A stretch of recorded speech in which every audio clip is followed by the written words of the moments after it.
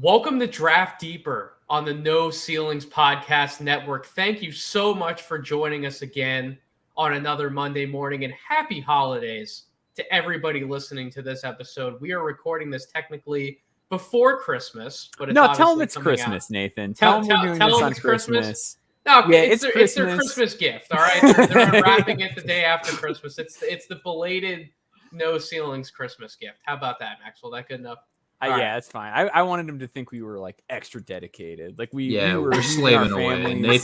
Nathan said no days off here on Draft Deeper. Sorry. Family time. I think a mock draft is more important. I am going to be probably writing something on Christmas. So there you go. All the dedicated hardcore listeners out there who expect me to be working instead of enjoying the holidays. I'll have the NBA up on one screen and my laptop going right in my lap. So we will be certainly firing on all cylinders on Christmas Day. But I am excited for this time of the year. As I've been referencing, this is my time off from my day job to where I really get to dive in deep on a ton of prospects. And I can assure the both of you guys, as well as the audience, I've told you this before, if I come back and my board looks completely different than what it did before, don't be shocked, because now I actually have time to go through 60 to 80 to 100 plus prospects in a little more detail than I usually am able to. So I'm really excited for that. But joining me tonight, as always, obviously, is my producer, Kevin Black, but Stephen Gillespie, Maxwell Baumbach. We are as spoiled at the beginning. Stephen, I'll come to you first to see how you're doing, but we're doing a mock draft. We're doing Mockposite, as you so aptly named it, 2.0. How are you doing? Man, I'm doing awesome. Love the concept that we have going on here. We're innovators over here at No Ceilings NBA at Large. Draft Deeper here today, just coming at you with our creative, and we're excited, man, because Nathan, I'm sure you're going to expound, but the rules that we had last time, we're going to be a little bit more relaxed on the prospects that we can pick from today. So I'm excited to see how crazy it gets. I'm excited to see who gets left off. Like, that's what I'm looking forward to the most, is like, who did we miss and how did we talk ourselves into it? I have a strong feeling, Maxwell, that our mock draft exercise is going to be really different from what you would normally see by quote unquote media, or big media, I should say, standards, right? Yeah. I think we're going to go a little bit off the cuff. As Steven said, we're opening it up. So last time we did this composite mock draft exercise, when we called it Mockposite 1.0, we made 30 first-round picks, but we stuck to the top 30 guys on our composite big board. And that was a good way preseason for us to give the audience an idea of where we were on a top 30, while also not having the time to do a separate big board podcast. This time around, because we're not kicking it off right at the beginning of the season, we gave you guys, everyone out there listening, a big board episode, right, where we took you behind the scenes with Draft Deeper's composite big board 2.0. We gave you 60 prospects. So now, coming into this round, Maxwell, I know you're excited, because it's not just a pool of 30 guys we're going to be choosing from for the first round. Our whole top 60 is up for grabs. That means that you can draft whoever you want to be in the first round. That means Steven can draft Keyshawn Gilbert in the first round. I'm sure he's really excited to do that. But what do you think, Maxwell? You ready to kick this off? Yeah, I'm ready. Let's get into it.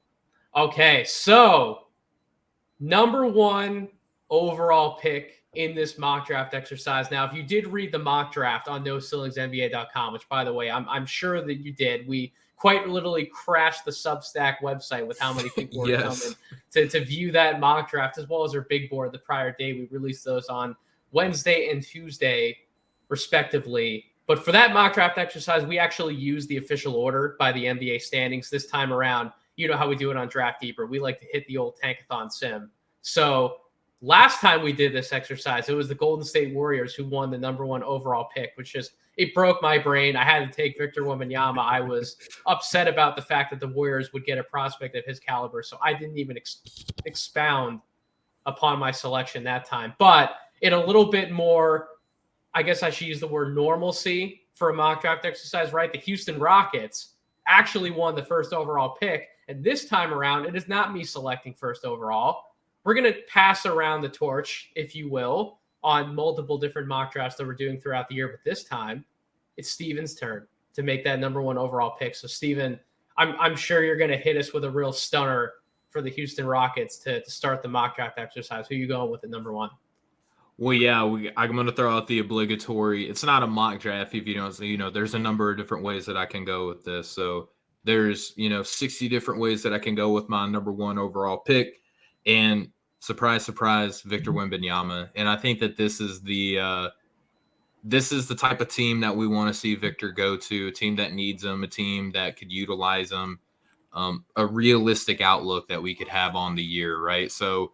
You're looking at this team, they're going to have over $30 million in cap space, relative to what we're looking on their books right now. Boban Marjanovic going to be a free agent. Surprisingly, that cleans up about $4 million. There's some partially guaranteed contracts to include Eric Gordon's almost $21 million.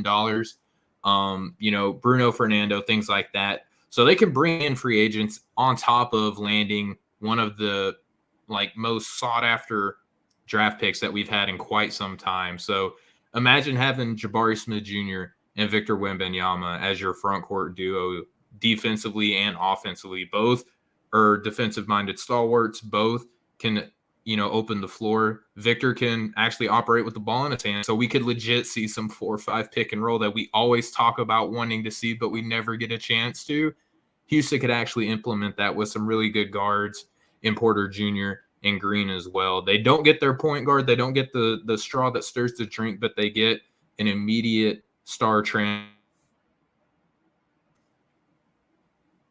I think one of the cool things that would be able to happen from that is you were talking about some of the salary mechanics behind the scenes with that team, Steven, is they would be able to bring in Victor Wembanyama. Now you have a core you're starting to build of Jalen Green, Victor, as well as Jabari Smith.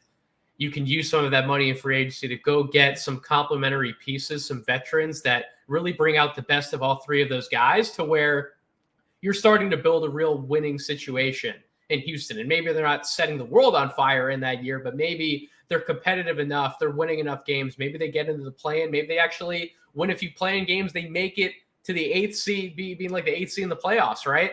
And maybe that's the point where one of these disgruntled superstars all of a sudden looks at your situation and they're like, man, if I came to Houston and I played with this guy and this guy and this guy, maybe possibly we could contend in the Western Conference. And so Houston would have the assets. They can package some of their younger players together, future draft picks, and they can go after one of those bigger fish in the sea. So that's Trae Young, who's just recently talking about not being happy in Atlanta.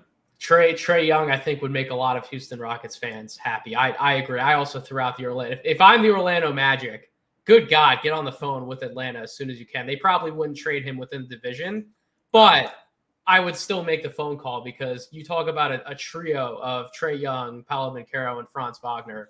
You would talk about competing in the Eastern Conference for years to come. Holy smokes, that would be really fun to see. Okay, well, thank you for that pick, Steven. So Victor Wembanyama's first off the board.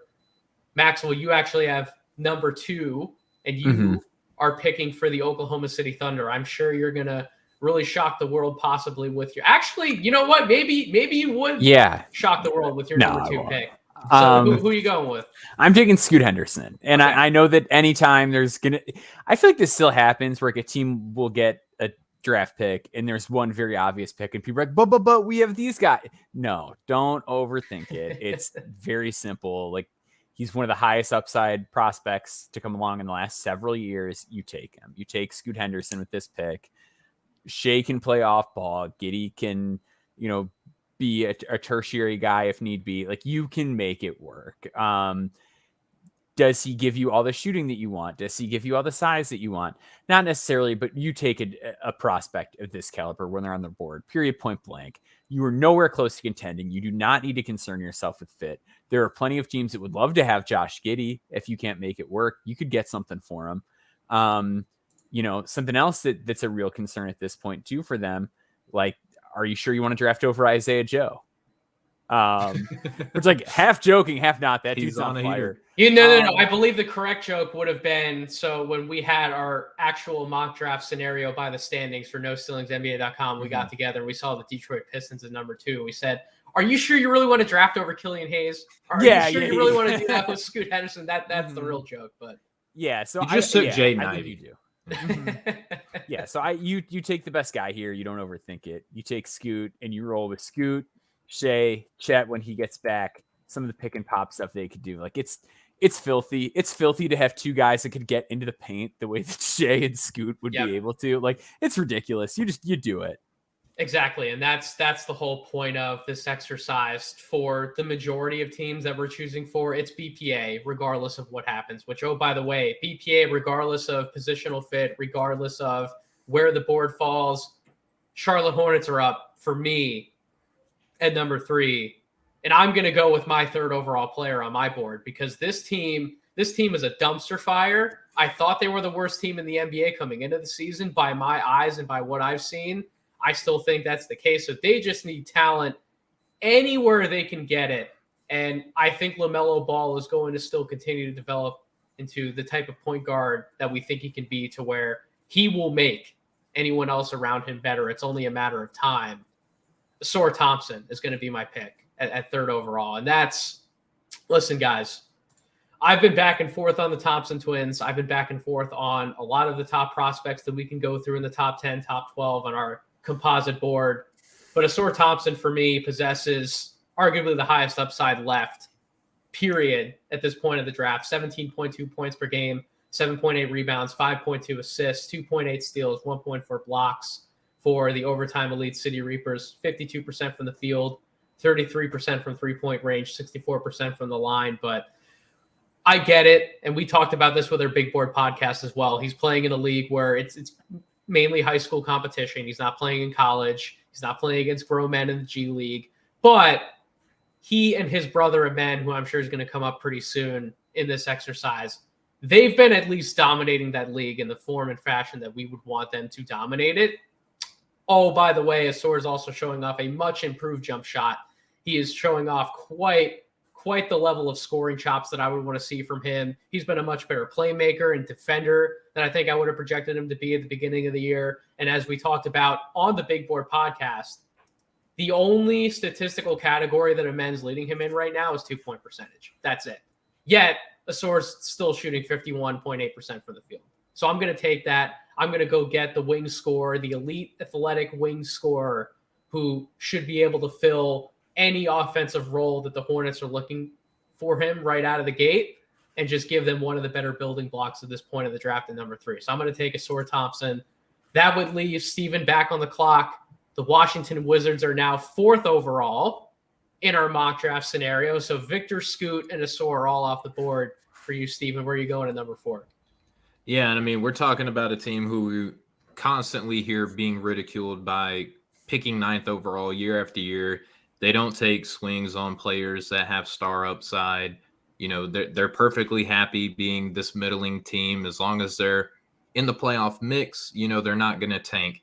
And seeing them with the 4th pick and looking at the players that have been taken, I had a thought coming into the draft that I'm going to deviate from, Nathan, because at the end of the day, now that the pressure is on me, as opposed to what it was earlier, I'm gonna default to BPA, man. I'm gonna go Cam Whitmore. I was really entertaining Amen for the rim pressure that I feel like he would need, or that this team does need. And Cam does give you a lot of duplicity for the positions that are on this team already. But I think the combination that he gives you, being able to play the 3 and the floor and the 4, very explosive. I feel like his athleticism, it might be a step down from Amen, but I don't think that they are like worlds ahead of Cam Whitmore at his healthiest, at his best athletically. I feel like, you know, the combination of power and grace that he possesses, his defensive acumen, I feel like is really strong as well. And he has the size and the frame and the upside at his position that are typically the best players in the NBA at large, right? So you can look at Amen and you could draft him here, and I would totally get it and I would totally understand. But the star upside of a wing player in the NBA is what everyone is chasing after. I honestly feel like you have one here in Cam Whitmore. And for the Washington Wizards, you have to take that chance. So I'm going to go with Cam Whitmore here. And one of their combo forwards, Denny Avdia, who I think we all like on this podcast, that he's been a defensive first forward at this point in his career. He hasn't quite brought the offense that some of us thought he was going to be bringing over to the NBA. Their other combo forward position player who has actually been pretty outstanding in Washington, Kyle Kuzma. We don't know what his future is going to be there for the Doesn't Wizards. want to be there. It's pretty clear at least from what's been circulating through the media, is that he probably doesn't want to be there.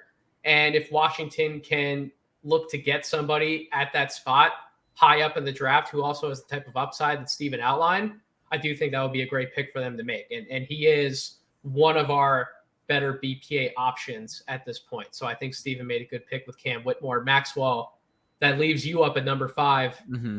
You're drafting for the Detroit Pistons, and yeah, there's a number of directions you can go. I'm curious where you are going to go with this pick. I'm not going to break my tiers that I have personally, and I'm going to take Amen Thompson.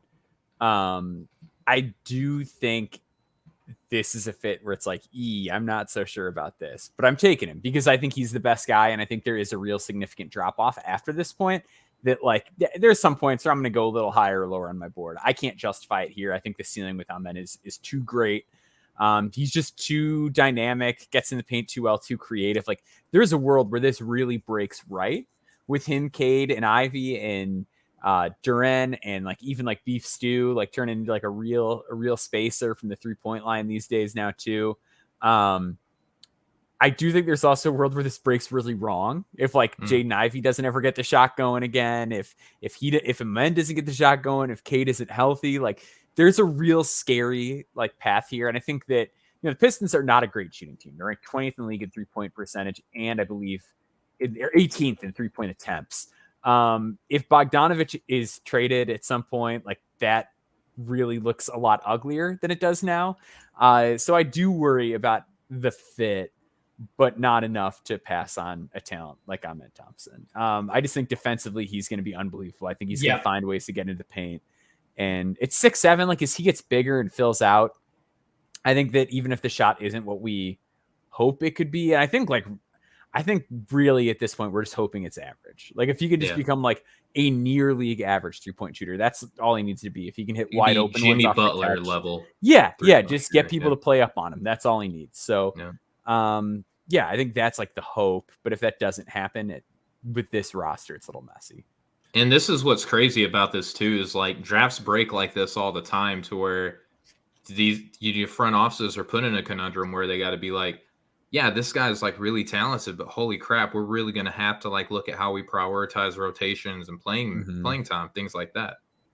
So if I were making the pick for the Pistons instead of Maxwell, I would have put a word on my little cheat sheet where I have my pick set up and what do the Pistons need? It would have just been defense in bold letters because Cade Cunningham, well, I still believe in his defensive upside. He hasn't been there yet. Now he's out for the year. He's going to be coming back at some point in the middle of next season from the injury that he just suffered. So in terms of development, defense-wise, he's probably not going to be there right away. Jaden Ivey has been atrocious as a guard defender so far in the NBA, although all the fun and spectacular things he does on the offensive side of the ball, the defense hasn't been there. I wouldn't call Bojan Bogdanović or Sadiq Bey or any of these other forwards that they're really employing like really solid above average defenders. So when you're talking about getting a guy who can disrupt passing lanes and make plays on the ball on that side like Amen can, I think you go get that guy 10 times out of 10. And offensively, the shooting is the biggest concern, Maxwell, but there's still ways to make it work, right?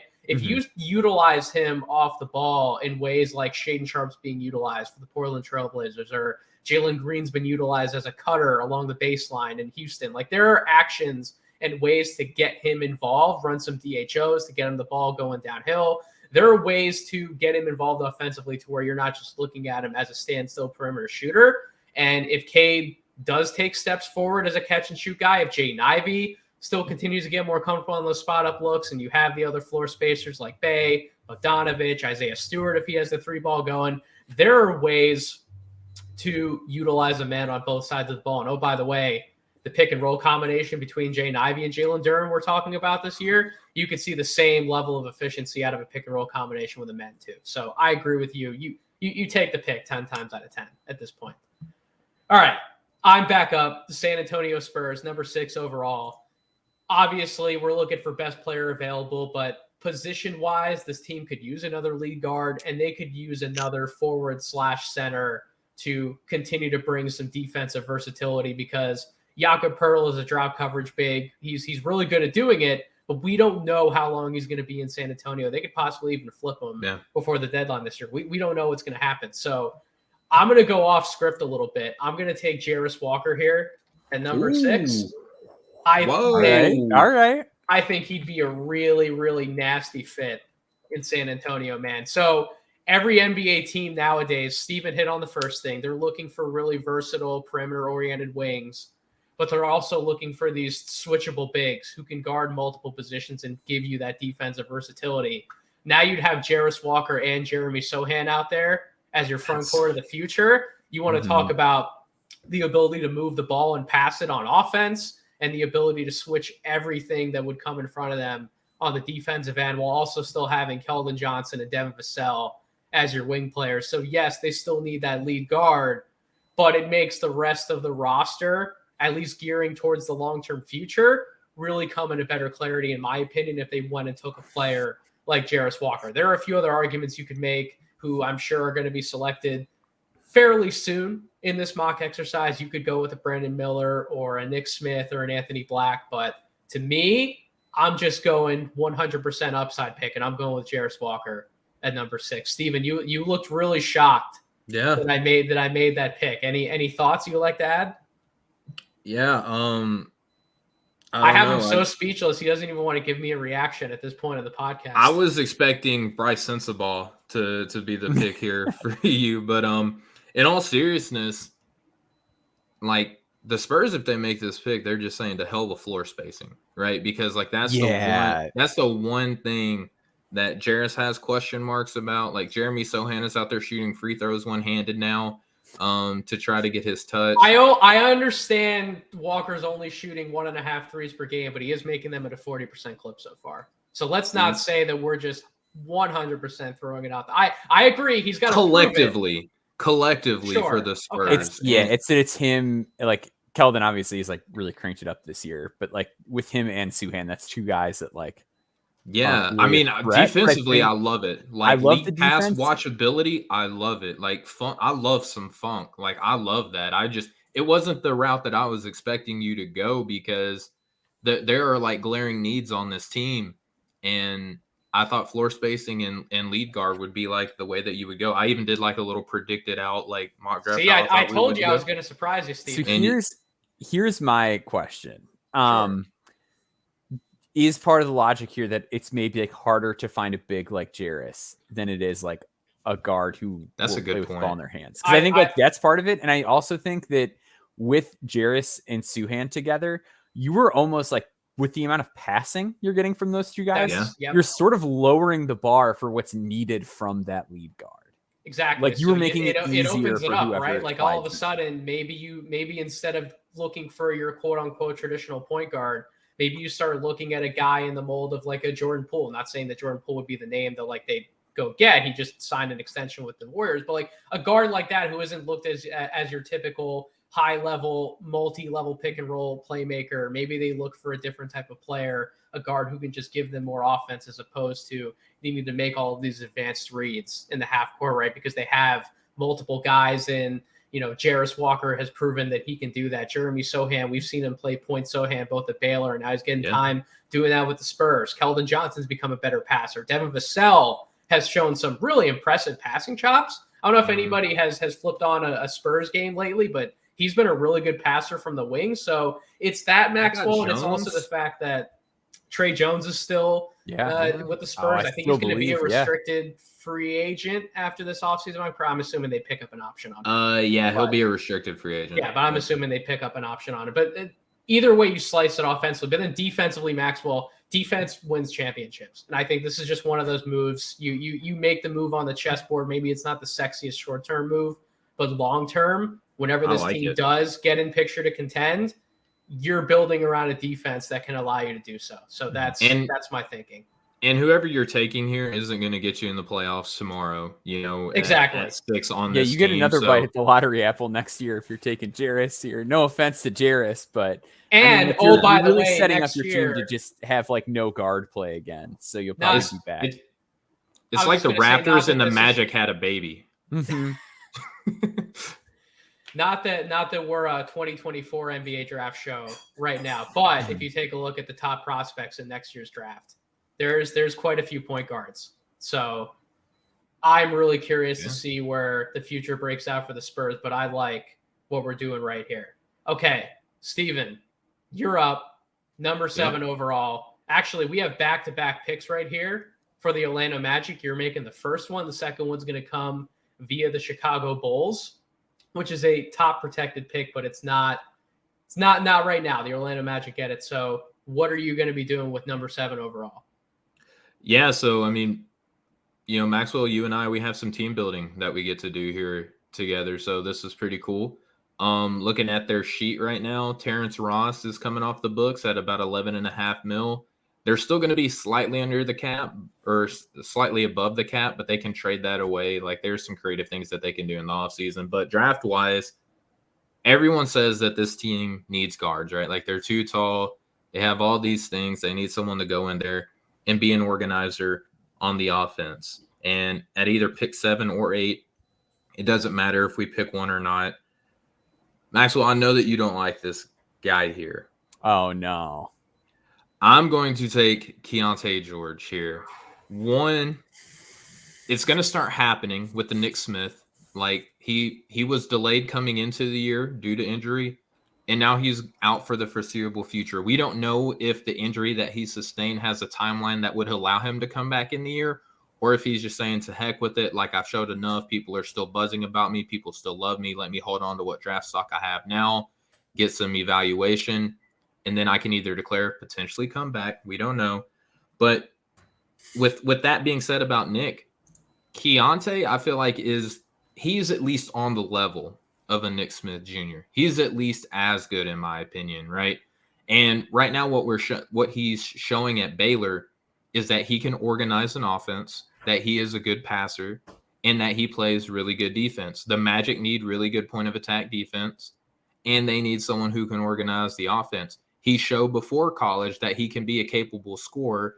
It's just that I don't feel like at Baylor there's no one else who is as good as what he does right now at his age, if that makes sense. Like I think that what he's showing at this age has already surpassed what we thought that he could be as a playmaker. So he's already shown like a significant improvement as a passer already, right? We know that he has the scoring acumen. It's just that I don't think that Baylor's utilizing it to the level that it should be. And he's defending his tail off. I think that the Magic really need a player like that. There are other players at that same position I feel like you could go with and that I would understand. You might still draft one of them, Maxwell. We'll see. But I like Keontae George to the Magic. I really think that he is like at the level of being worthy of pick here. Yeah, I'm just not seeing it with Keontae to the degree that the rest of no ceilings and like the rest of the draft community are. Like I've seen people have him like as high as 4, and like look, he can obviously really shoot the ball and he can hit some like unbelievably tough shots. Like every shot that he takes has a chance. I think the playmaking consistency is like way behind where it's made out to be. He throws some adventurous passes, I will say, that end up being turnovers that he shouldn't.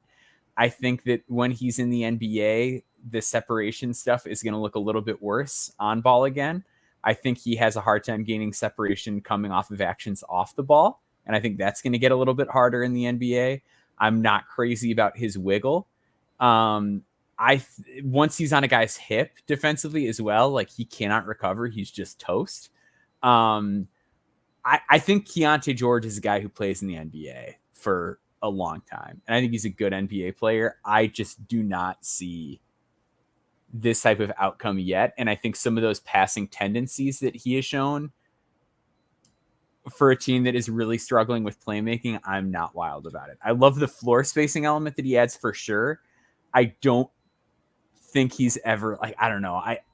The playmaking stuff, I just don't see it yet. And but do you not feel like it's good enough considering like what we just talked about with San Antonio, alluding to the Magic, like with Franz, with Paulo, with the other playmakers on this team, that as a secondary, like partially primary, but even secondary, third playmaker, like weak side, like as the defense is collapsing around Paulo's bully ball or around France, like getting to his really spots. counting on like Paulo to be that guy. And I think you can. Like I don't think that's like a bad.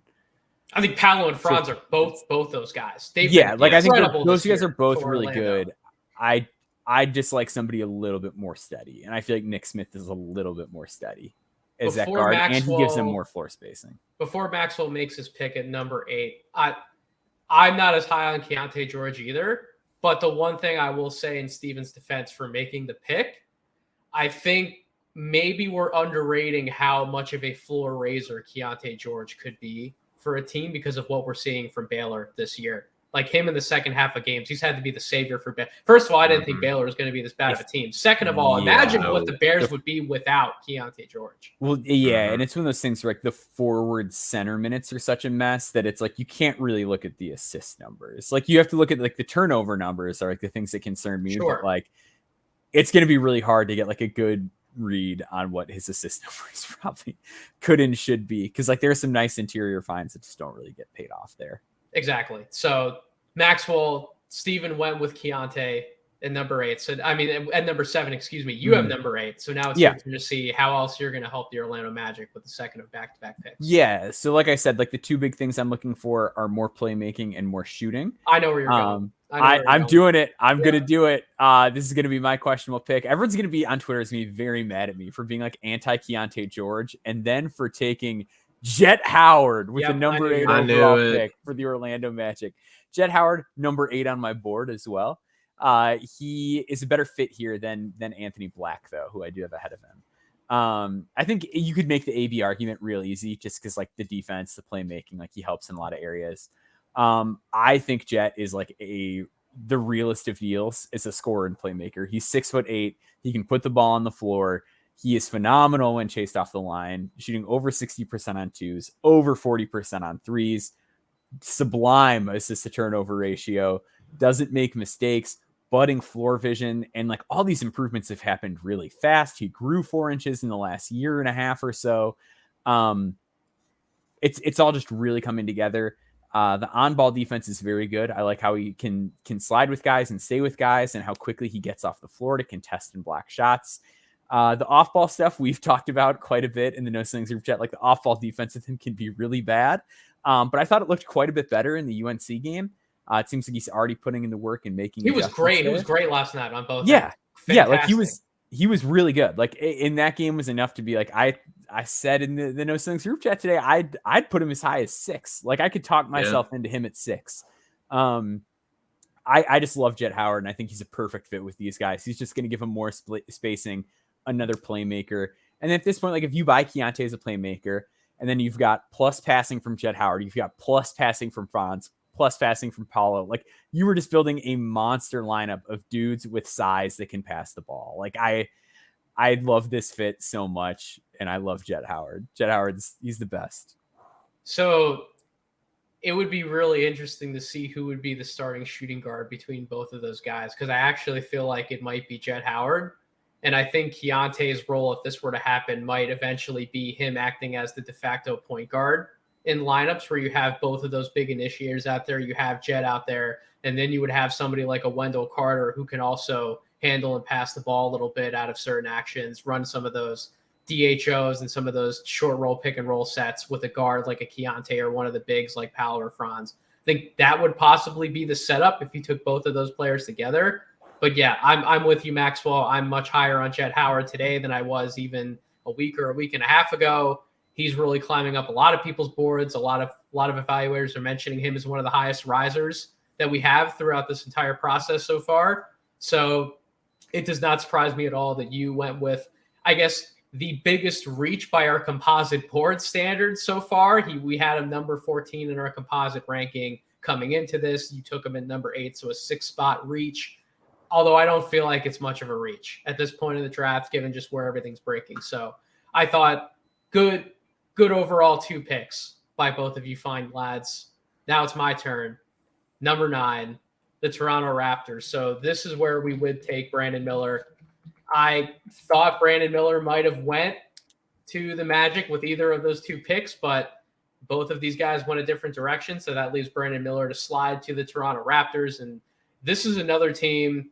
We don't know what this team's going to look like by the time we get to the 2023 NBA draft coming into June. They could very well blow it up before this trade deadline, right? Pascal Siakam could possibly be on the move. OG Anunoby could be on the move. Fred VanVleet, any one or all of those players could be traded depending on what direction Masai Ujiri wants to take this team. And if they blow it up in any respect, Masai is just going to be like, who is the wing/forward I can take with the highest upside, who can also complement Scotty Barnes and what he does as a playmaker and a ball handler. Brandon Miller, we're looking at him to do a number of things, but making plays for others isn't quite at the top of the list. He just needs to be a floor spacer and a defender right now, and that's exactly what he would be alongside some of those players that they have in Toronto. So I would take Brandon Miller at number 9, which leaves Steven back up. The New Orleans Pelicans, as Tyler Rucker likes to hear, via the Los Angeles Lakers, because of that little pick swap that they have going on. You're up at number 10 with the Pelicans. Who are you taking? Yeah, so again, I had preconceived notions of where I thought that this draft was going to break. I wasn't expecting this guy to still be here. And I'm just going to take it now because it makes a heck of a lot of sense. I'm going to take Nick Smith Jr. To be the CJ McCollum heir apparent and be a floor spacing, point of attack, defensive-minded guard who can play make, but there are a number of other players on this team that can definitely take the ball handling responsibilities, especially at their positions, and he can space the floor for them and just be an on-ball pest. I love the fit. He plays like how you would want to guard on New Orleans to play. Floor spacing, ball handling, not afraid to cut. You don't got to worry about him trying to get some rebounds away from Valanciunas or anything like that. Not very interested in mixing it up on the glass, but can spread the floor, can move the rock, and and it opens the floor up for Point Zion, which is what New Orleans is obviously continuing to look to build around. So not much more explanation needs to be had, in my opinion. So I think had the news not broken today about the indefinite knee load management with Nick Smith, I would have been much more comfortable taking him at number 6 with the San Antonio Spurs. But given that news, that's where I had him positioned. Yeah. I still think he's going to go top 10 in the real draft. He might fall, and there might be some buzz to, is he going to go top 15, maybe top 20, possibly all the way down to top 25? Like, he could take a dramatic fall depending on some of the medical buzz that comes out in the community. But I still think when all is said and done, I think he's still going to go top 10. Like, an NBA team's going to buy into that combination of size for a guard at 6'5" with his pull-up shooting ability, with his off-ball scoring ability, and then what he could grow into still as an on-ball pick-and-roll operator. There's just so much to like with Nick Smith's game, and really the off-ball equity to me that he was able to display. Maybe I'll write about this soon for No Ceilings, who knows? But that off-ball ability that he was able to show at Arkansas playing alongside somebody like Anthony Black, that really brought me up on his draft prospects. So Nick Smith, number 10 to the Pelicans. Maxwell is back on the clock, number 11 with the Indiana Pacers. Now, this was in our No Ceilings mock. This was Jett Howard's spot, which I freaking love that fit when we all picked it. Dope. Are you going to make me love your pick as much as that one at number 11 here? Where are you going? I hope so. I know the Pacers kind of want more size. Like, they play a lot of really small lineups. Like, they're playing 4 guards at different times together. So I know that's not the direction they want to go, but based on tier, I think I got to go with my guy, Anthony Black, with this pick right here. Okay. I think that he does help them, even if, like, look, this team has a ton of guards. You've got Halliburton, Mathurin kind of, might be more of a 2 than a 3 at this point. You've got Buddy Hield. You've got Chris Duarte, who's sort of like a guard wing. You've got Nesmith playing the 4 in some lineups. You've got Andrew Nembhard. You've got TJ McConnell. Like, there's a million like guard type guys. But I think Anthony Black can work here because I think as he gets older and bigger, I think he's going to fill out frame-wise pretty well. But he also just gives you a different change of pace. Like the idea of the deliberate, methodical pace of a Tyrese Halliburton contrasted with the grab and go frenetic pace that an Anthony Black can play with is just a really dangerous dynamic. This is also a team that, like, if the big concern with Anthony Black is that he's not a great shooter. But Indiana is a team that takes and makes a lot of threes. So, and that's like their young guys too. Like Mathurin is still going to be there. He's still going to shoot a lot of threes, even if Buddy Hield leaves. Same for Halliburton. Same for Duarte. Same for Nembhard. Like, they've got guys that are taking threes at a high clip that are part of that young core, that if you have Anthony Black and like it's just not his bag out of the gate, like that's going to be fine. He's going to add a real kind of defensive nastiness too. He'll be able to take some of those tougher assignments. Wish he stayed in front of guys better, but his hands are exceptional. Like, he has like the best hands of almost any defender in this class. And I think that, yeah, once he just focuses on playing with a little more discipline on that side, he'll be great. But I love what he does for the Pacers team. You know, Anthony Black's an interesting player, Maxwell, because once upon a time you were fighting so hard against buying into his jump shot. And the man's shooting 39%. He takes him every time he's open. Mm-hmm. Yeah. He's taking them with confidence. He's stepping in and he's making them. And I do love the change of pace, the change of speeds, his ability to mix it up around the basket. I love all those things, and the passing, the defensive tenacity.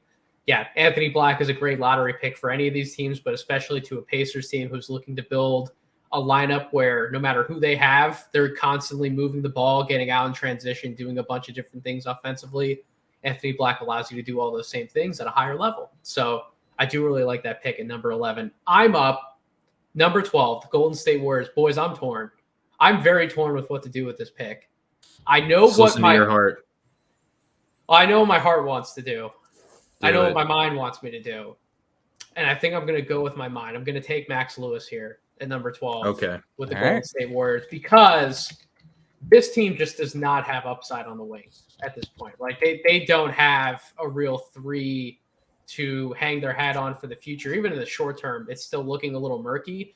They have enough guards. My heart was telling me to take Case and Balls because, boy, does this team need freaking defense. This team really just needs defense at the highest order from anyone, right? And they don't really have anybody in the backcourt either who can hold it down defensively, maybe even switch up to some threes. But I don't think Maxwell Lewis is a poor defender. I think he's on his way to being a good defender. We know what he brings from an offensive perspective. The dude has one of the craziest slash lines in all of college basketball, right? His player efficiency rating, his true shooting, all of his statistics are tremendous while still having some room to grow to be not only an off-ball offensive threat, but I think there's going to be some on-ball stuff eventually for him to tap into. Maxwell's brought up multiple times about Max Lewis's developmental track, how he hasn't had some of the same opportunities as some other players because of injuries that he suffered coming into college, right? It delayed some of his development. Now he's getting more opportunities at Pepperdine. And I really think he's making the most of some of those opportunities. So Max Lewis, number 12, California guy going to the Golden State Warriors. I think they'd really love to have him in the mix. Steven, you're up 13th overall, the New York Knicks via the Dallas Mavericks. This man is staring intently at his board right now, wondering what the hell is he going to do to make New York Knicks fans happy.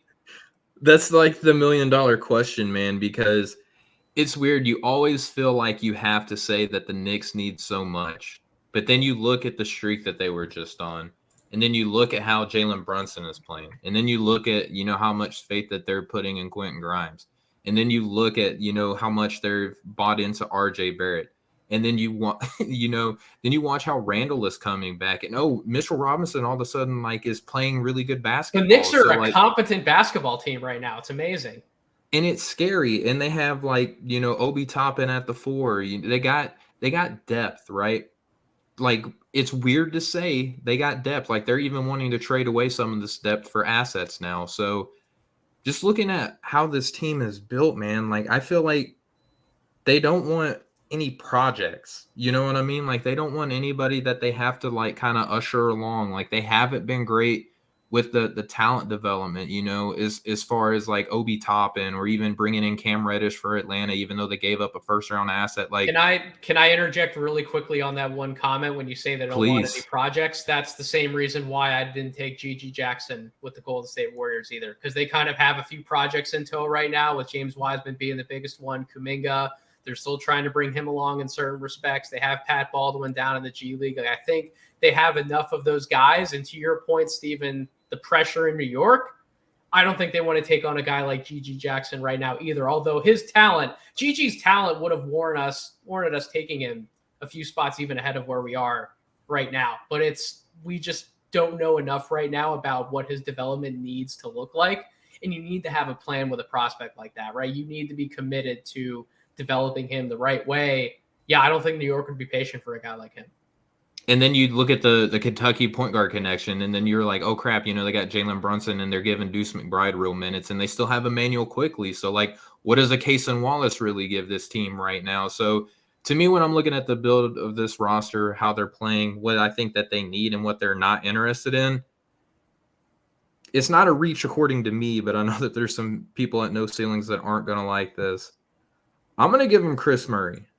I think Chris Murray fits this team really well. If you look at what they need defense on the perimeter, and they need floor spacing on the perimeter, like, to continue to open up this team. And Chris Murray gives that to you in spades. Like, you're drafting a guy. The shooting, I don't know about the defense, but I think the defense is there. I think it's good. Yeah, I think it's good. I don't think it's great, but I think it's I'm with Stephen.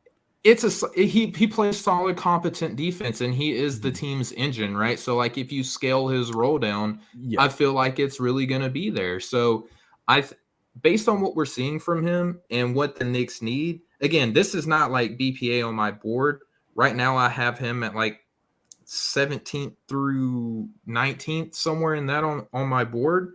So I don't feel like I'm digging in my bag too much here.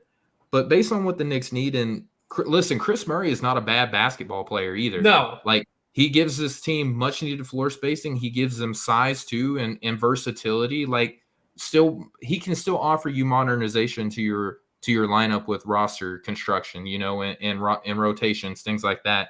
And again, defensively, rebounding, shooting, smart playmaker as well. Like, if for a scaled down role as a high end, like, low grade starter, high end role player, I feel like getting that type of player at 13 is still a really good pickup for the Knicks. To anybody that Steven just pissed off, they decided to turn off the podcast. Thank you for listening to Draft Deeper on the No Ceilings NBA podcast. Nate was getting told that Max Lewis is too low ceiling the other day. So I think the Chris Murray pick is going to really upset some people. I don't blame them, but at the same time, I see where Steven's going with it. I do. And I think that in 10 years, when we look back at this, are there going to be 14 players better than Chris Murray? Like, maybe not. We don't know. Yeah, we don't know. Yeah, I think that I'm sorry I didn't draft a freshman. You know what I mean? Yeah, I would have gambled, I think. But I just don't think that's what the Knicks would want. You know what I mean? Like, yeah. Like Grady Dick, does he play defense? No, so he's not playing for Tom Thibodeau. You know what I mean? Yeah.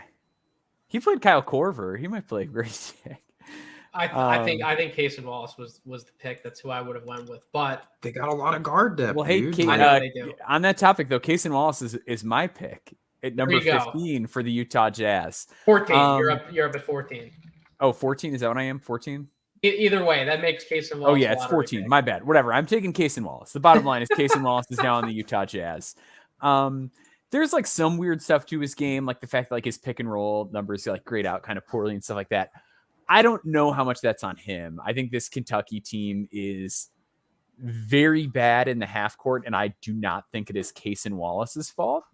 And as part of my logic and reasoning, I will point to his teammates in the Kentucky track record of their half court offense over the past several seasons. I think that he's a really good playmaker. He's ahead of where I thought he was going to be athletically.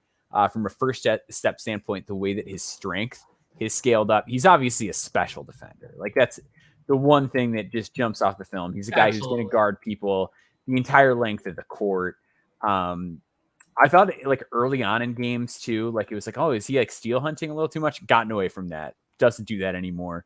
Covers an obscene amount of ground when he has to like close out, rotate, scramble. Like, he moves like he is so much bigger than he is. He's a good player who is gonna limit his mistakes, get to the basket, finish there. Really good shooter off the catch. The shot off the dribble, obviously that has to come along, but depending on what Utah does with their current roster, he might not need to do a ton of that out of the gate, but he's also going to be a culture setter. This is a guy where I think the ceiling is still pretty high given like how he gets to the rim, how he passes, how he thinks the game. But also like he's just a lunatic. Like he's going to play really hard. He's going to work hard in practice, and they're going to like that. You've got plenty of draft picks coming down the pipeline, courtesy of the Minnesota Timberwolves. And you get your sort of semi rebuild going with a guy like Cason Wallace, who can, have some really high level outcomes, but I think one of the safest floor players in this draft, given how he defends, how he plays so much bigger than he is, and how he shoots off the catch. And I think Danny Ainge would have a lot of the same thoughts in making that pick for the Jazz right here as well. So Cason Wallace, to me, would be a good selection at 14. I'm up for the Atlanta Hawks, a team. Boy, we don't know what the hell's going to happen with the Atlanta Hawks, do we? Right? Like we already kind of thought that maybe by the trade deadline, John Collins would be out the door. Possibly. Now is the centerpiece of the team possibly forcing his way out within the next year or two. Like now all of a sudden we have to entertain those thoughts. So depending on where we are by the time of June, at least from the lens we're able to look through right now, either they maybe want to gamble on the highest upside player left, or they're just going to flat out have the time to be able to develop somebody because they're possibly blowing up the whole damn thing. So give me GG Jackson. I think this is where we take him. This is where the fall stops, right? The bleeding stops for the talent that he is, because he can do so many unique things for his size on offense. And I understand it's not perfect. I understand everybody wants to see better passing chops from him, although I don't think the passing's been bad. I just think it's not something that he should be asked to do right now. Like, just because he's the number one option on a really bad college team doesn't mean he should have to do everything for them at the age of 17. So I think everybody needs to calm down about GG in that regard, but still an athletic, big-bodied, 6'9" perimeter shot creator who could also get downhill, get to the basket, who can be a lob threat, a pick and roll guy.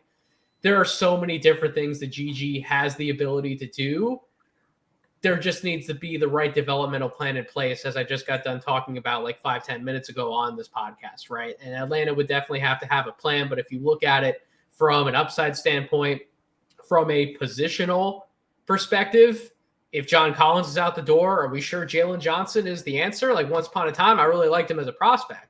And he's shown a few good things for Atlanta. He filled in and was a starting 4-man due to some injuries of recent, along with AJ Griffin. They were both playing those 3-4 spots, but I don't know if he has the same upside that GG Jackson does, given that the jump shot just still seems to be a big question mark for Jalen Johnson right now. So this is where I will take GG. The Atlanta Hawks will make the upside swing at this point in the mock draft. Okay, Steven, you're up. Number 16, the Miami Heat. You do get the draft for a fun team. Talk about Heat culture. Yeah. Don't mess this pick up for Heat fans. Kevin Black will come after you if you mess this pick up. Where are you going? Yeah, you were talking about free fall and kind of someone that you might have to work on. Dariq Whitehead still available. Yep. And I think that this is a great move for Miami, in my opinion, because Dariq is coming in off of injury, and we saw what happened last year. This was like a thought that a lot of us had, right? And we're starting to see it like come out mainstream, is that Duke had the same thing happen with AJ Griffin, highly touted prospect, was largely considered to be a top 5 guy, dealing with injury, played well, and people still had injury concerns. Dariq isn't getting that same level of production as early on in the season as we were getting from AJ. And he's playing his way back in off of a lower body injury. Everyone knows how I feel about this. I don't think that you can even adequately assess like when a player is back from an injury, especially a lower body one, for about 2 years. Yeah, 2 years, right? So I think Dariq Whitehead coming in off this team, one, it gives Miami a really true wing size player that can do a little bit of everything on the offensive end. Defensively, prior to coming to college, looked competent. I just think that is an upside swing for Miami that you just want to bet on a prospect like this who once upon a time was considered like a top 5, top 7 consensus prospect. No, that's Love the the right pick. way to think about Yep. it. And for the Heat, I mean, talk about making an upside play, right? Like they are a team who's still trying to find themselves a little bit in the East, but eventually they're going to need to find some real answers on the wing next to Jimmy Butler. Tyler Hero is obviously a guard. He's not a wing. You have Jimmy Butler, but then who else are you really trying out there at all times for the Miami Heat? They could really use an upside player like Dariq Whitehead out on the wing to provide some floor spacing and hopefully more impact down the road than what we've seen so far at Duke. So I agree, Steven. Great pick. Maxwell, you're picking again for the Utah Jazz. Well, you're playing Danny Ainge tonight. You're really trying to build out the next great contender in the Western Conference. Who's up at 17? Yeah, so the top guy on my personal board, and I did some board tinkering today. The top guy on my board is Grady Dick, and that could be a pretty obvious pick because he's white. But I will not be taking him instead. So let's look at the Utah Jazz roster on paper, right? Like they nail the Walker Kessler part of nailed it. Trade. The one knock that you might have on Walker Kessler still is like defending in space.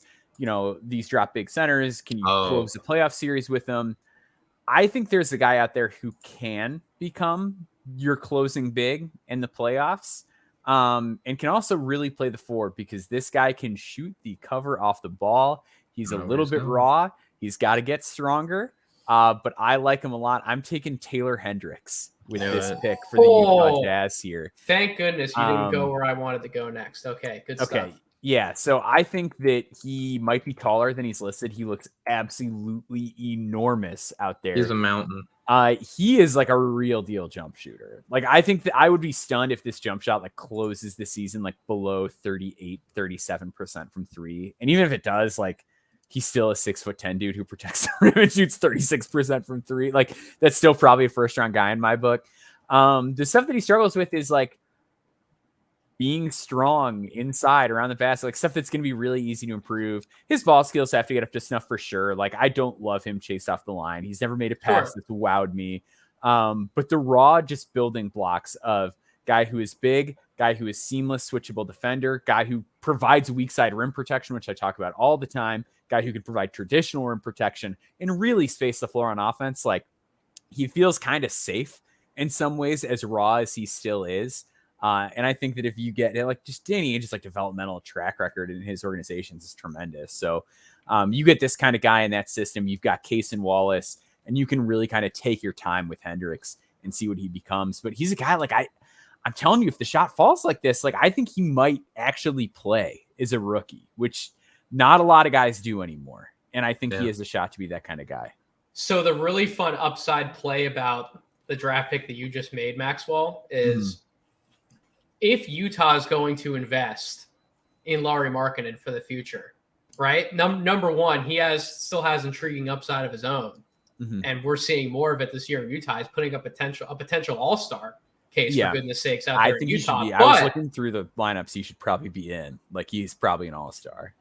He also just came from a situation in Cleveland where he had to play next to 2 other bigs too. And they made it work. So he has some experience. So if Danny Ainge is trying to build one of these really funky all-size teams, where now you're throwing out a front court of Lowry, Taylor Hendricks, and Walker Kessler, with Case and Wallace manning the point/2, depending on what they need for defensive purposes, you're putting together a really, really interesting team. Still got Jared Vanderbilt too. You know? Jeez, yeah.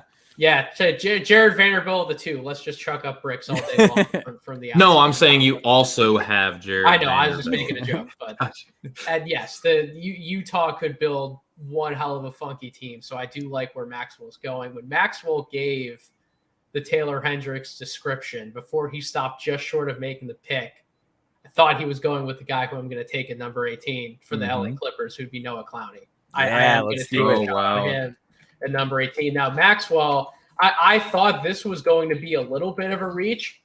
Maxwell just owns the top 2 reaches in his draft so far. He went with Jed Howard, a 6-spot reach by our composite board. Then he goes with Taylor Hendricks at 17, who was 30 on our composite board.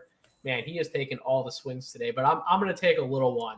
with Clowney. And the main reason why I would take the swing with Clowney at this point, for a Clippers team that doesn't really have an answer at the 4 or 5 spot, quite like him, a mobile, potentially switchable defender down the line, somebody who can cover in space, who can protect the rim, and then also offer that perimeter shooting ability. We're not seeing it by the percentages quite yet in college. He's a sub 30% three-point shooter, but he does look good taking them. He looks very comfortable, and he did have a game already this year where he was 5 of 12 from the three-point line. So I think a lot of us here at No Ceilings, or at least I should say on Draft Deeper in particular, we're buying that jump shot long-term, and we're seeing the high-level finishing ability, the potential high-level defensive capabilities that he has as a 4-5 or a 5-4.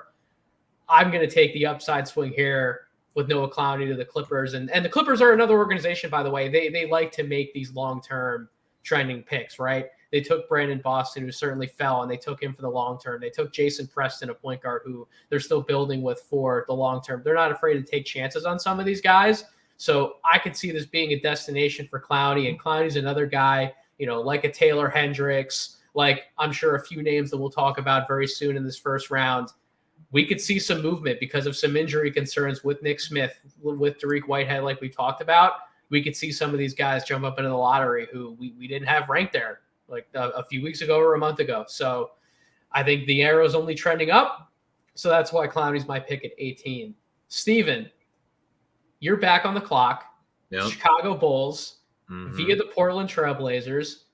Don't piss Corey off or else he's going to come find you. He will. I don't think I will. I don't think I'm going to make him mad. Who's the player at number 19 who you're going with? Yeah, so the Bulls are in trouble, man. Like Zach LaVine wants out. They're already talking about potentially they want to offload Vucevic. There's potential that Alex Caruso is traded here soon. And then we have no idea if we're ever going to see Lonzo Ball play for Chicago again. Like we have no idea. So that leaves DeMar DeRozan and just NBA rotational players. I'll leave it at that. They need someone who can step in and contribute on the box score day one. I think the guy who has the highest upside to be like that next tier of 6-man / even potential like starting caliber guard left on my board right now is Terquavion Smith. I think Terquavion Smith going to Chicago gives them someone who is an electric athlete, who is not afraid to pull up and shoot, who has grown in strength and as a playmaker as well. So he's a guy that can play off of DeMar DeRozan for a number of different reasons. He could play well off of Vooch for a number of reasons. If this team wants to rebuild, you have a key rotational player down the line who will probably outperform where he's taken based off of where he is now because of the offensive, punch that he gives a team immediately. Like you're talking about one of the best. He could probably come in and be like in the consideration for 6th man of the year if he's not a starter for Chicago. You know what I mean? So I think getting that type of firepower here makes a lot of sense for Chicago, who has a lot of questions moving forward. No, if Terquavion Smith hits, like he's going to really hit, right? He's not just going to be like a solid passable guard. I think a good comparison for him in that Chicago situation is Kobe White, and I like Terquavion Smith 5 times better than I like Kobe White coming out of college. Yeah. Even though Kobe went as high as he did, I certainly didn't have a top 10 grade on him when he was coming out. I do have a top 20 grade on Terquavion Smith, and we were talking about the Big Board Pod. There are absolutely worlds out there where he goes in the lottery.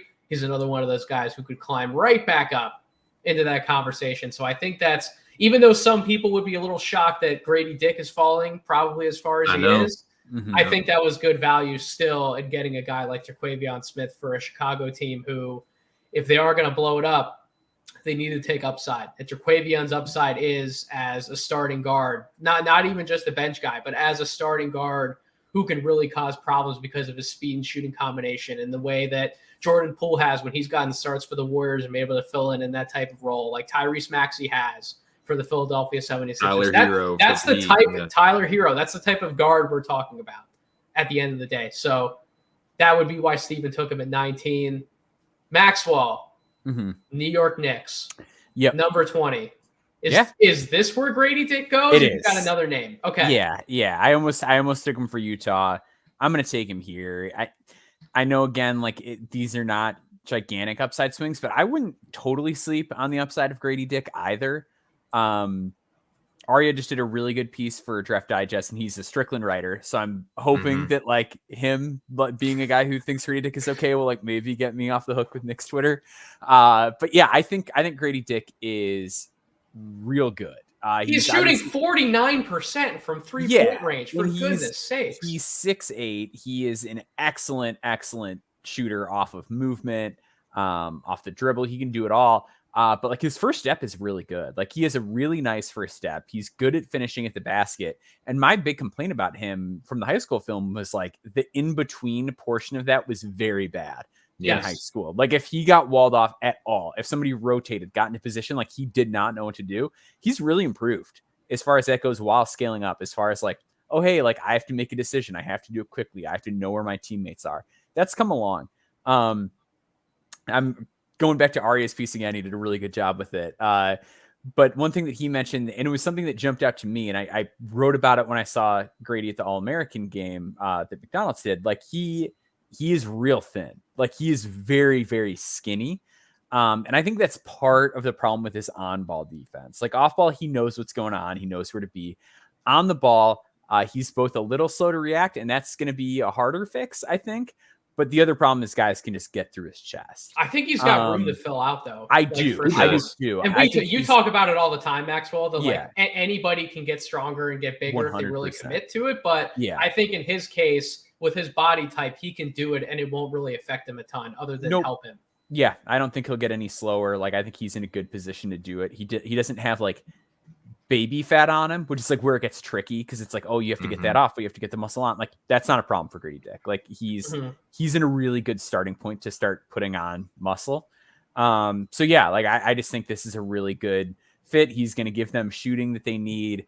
And like I just wouldn't be surprised if he becomes a more like well-rounded offensive player. He rebounds pretty well too. That's the thing. He knows what he's doing. Like I think there is like a Bojan Bogdanovic style situation for him, but it's 6'8". Like I don't think that's like entirely off the table. If you consider who else is on this team and you look at the rebounds and the assists that he logs as well, where he is like, that's not, neither one of those are probably like his top 3 jobs or roles or whatever. And he still does them, you know, like he does them at a decent clip. Like he's an intelligent player. Oh, and I'm sorry, I meant Bogdan when I was talking about the Bogdanoviches. No worries. You're not the first person to get those two mixed up on a pod, and I'm sure you won't be the last. Yeah, have not slept this week. A lot of ball this week. Not a lot of sleep, but yeah, I think he's like that type of player, but bigger is I think what you're ultimately like hoping for with Grady Dick.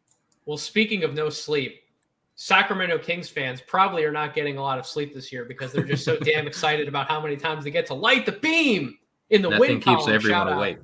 Shout out to Nick Ager Johnson on the No Ceilings team. He is thrilled for the Kings. We talked about Keegan Murray on the most recent Rookie Rank podcast him and I did together. I get to make the pick for them at 21. Boy, there are a number of interesting ways I could go with this pick, and I know the Kings fans, they're excited.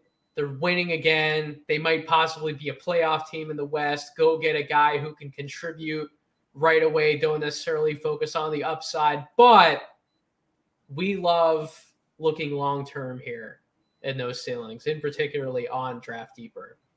And there's a name who we can talk about who I don't have any fancy schmancy statistics to read off about him. All I have is some grainy international film and some FIBA tape to go off of. But heck yeah, Baba Miller has to go here at 21 because I still have him as a top 20 prospect.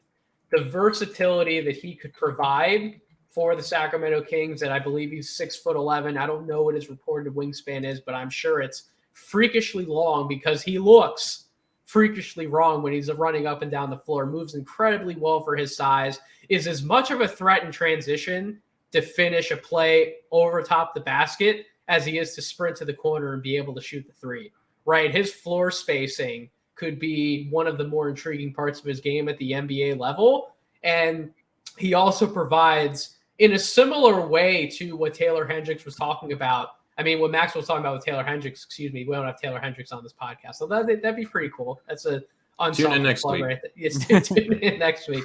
But what Maxwell was talking about with Taylor Hendricks, Bob Miller could potentially provide a lot of that at the NBA level as well. And the Sacramento Kings, for as fun as their team is offensively, boy, do they still need help on the defensive side of the ball. And I think Bob Miller would be a fun project for that team to ultimately build towards having another one of those 4-3-5 Swiss Army knife combo type of defenders, while also being able to space the floor with him. And who knows, maybe more of his ball handling ability comes along.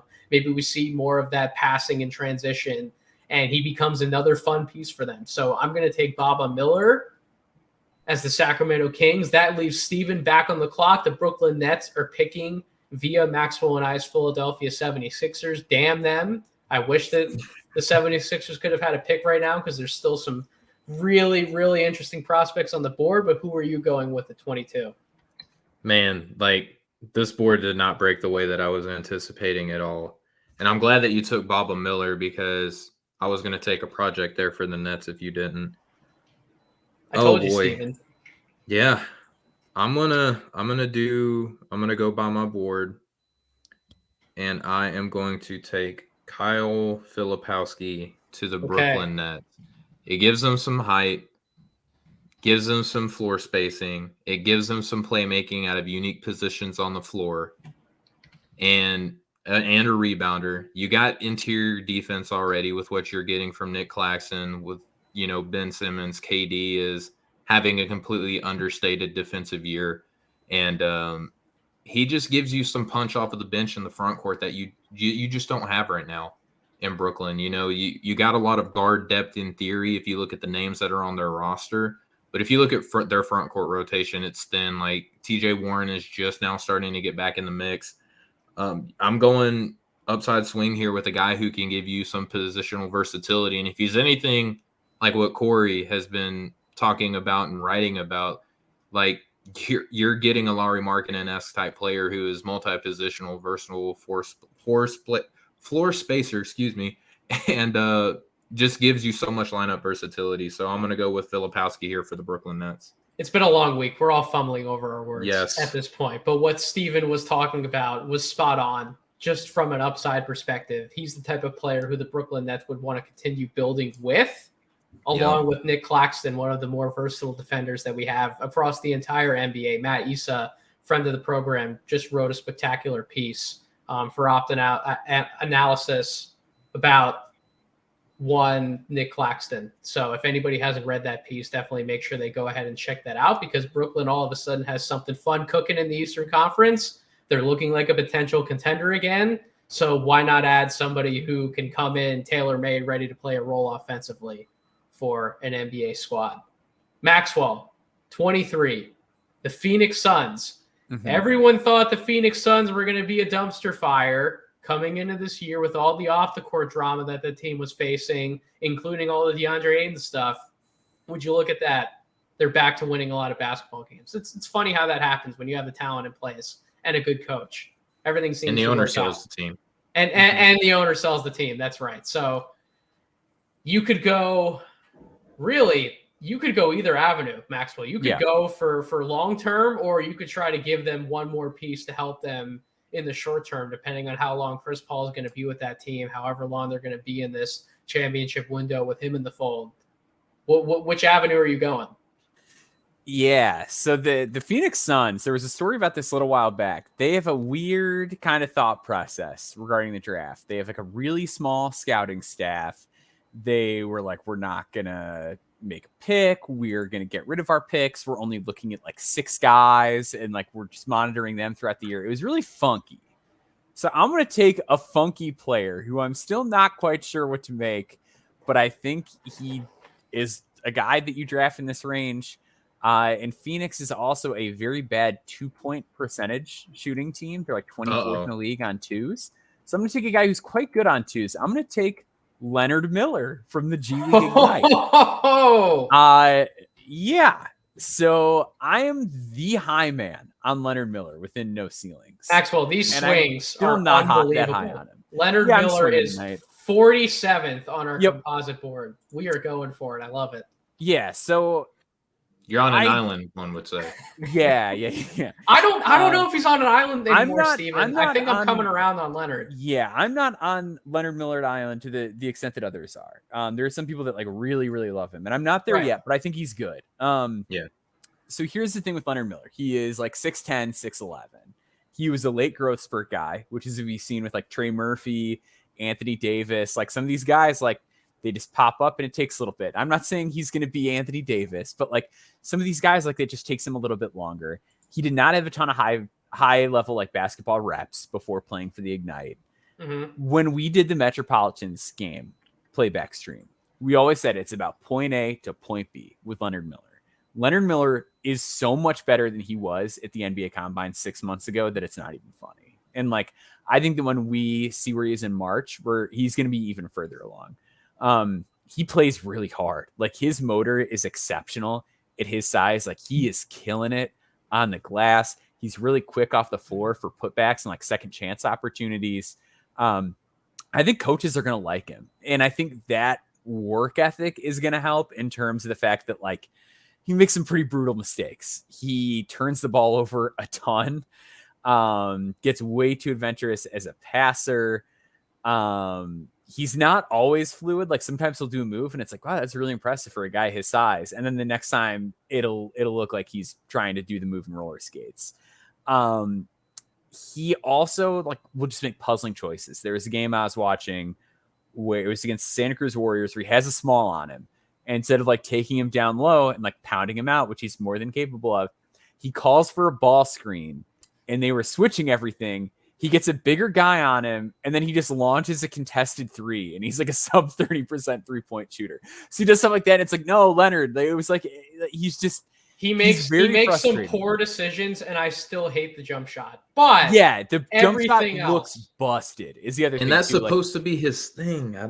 And it's not supposed to be his thing. The thing with Leonard Miller is I feel like that people have made like 9 different things his thing. They were like, oh, he's kind of like a stretch big. And then it was like, oh, I've only ever thought the jumper. You should see him run pick and roll because the way he manipulates second level defenders. Well, he turns the ball over way more than he gets assists. So I'm not so sure about how well he's manipulating second level defenders or how well he's tilting defenses or a lot of things people said he was going to be.